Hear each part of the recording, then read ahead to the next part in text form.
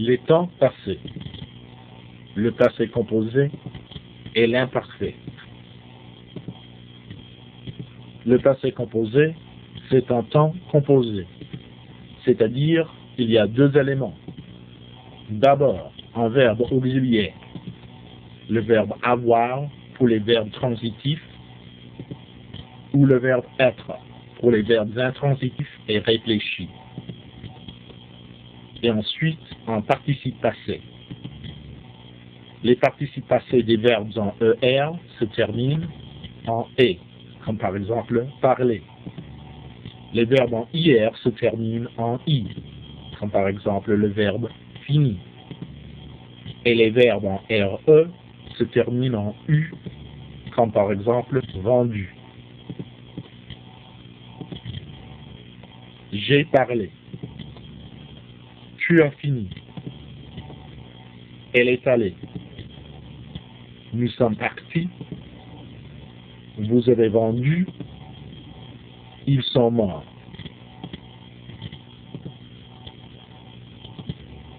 L'imparfait, par contre, c'est un temps simple, c'est-à-dire un temps à un mot.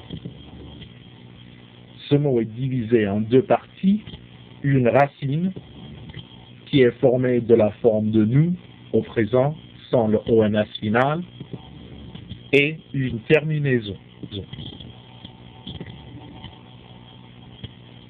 Nous avons les formes de nous de quelques verbes français. On laisse tomber le ONS, on ajoute les terminaisons. Je parlais, tu choisissais, il attendait, nous allions, vous buviez, elle faisait. On utilise le passé composé pour les actions uniques au passé. Comme par exemple, nous sommes allés en Bretagne. We went to Brittany. Mais on utilise l'imparfait pour les actions habituées ou répétées au passé. Comme par exemple, nous allions en Bretagne. We used to go to Brittany. On utilise le passé composé pour une action précise au passé,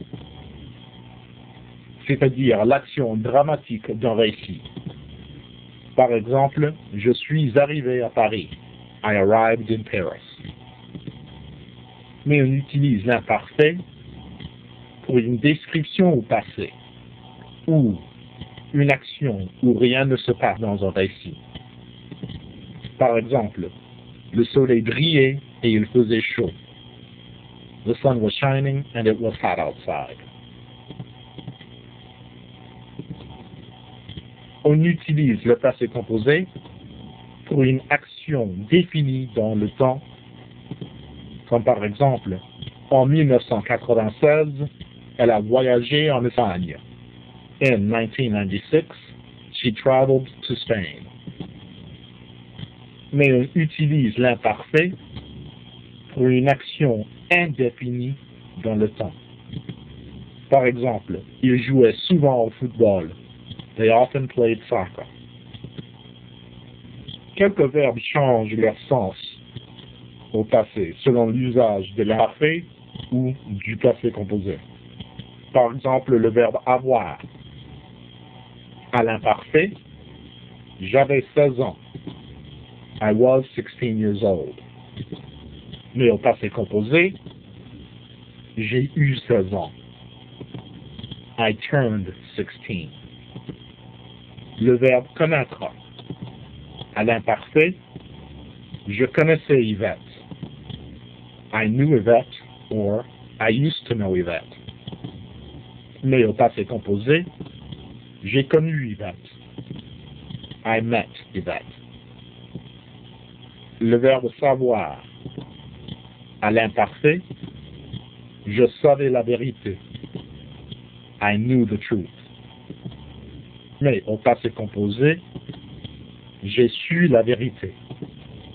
I learned the truth.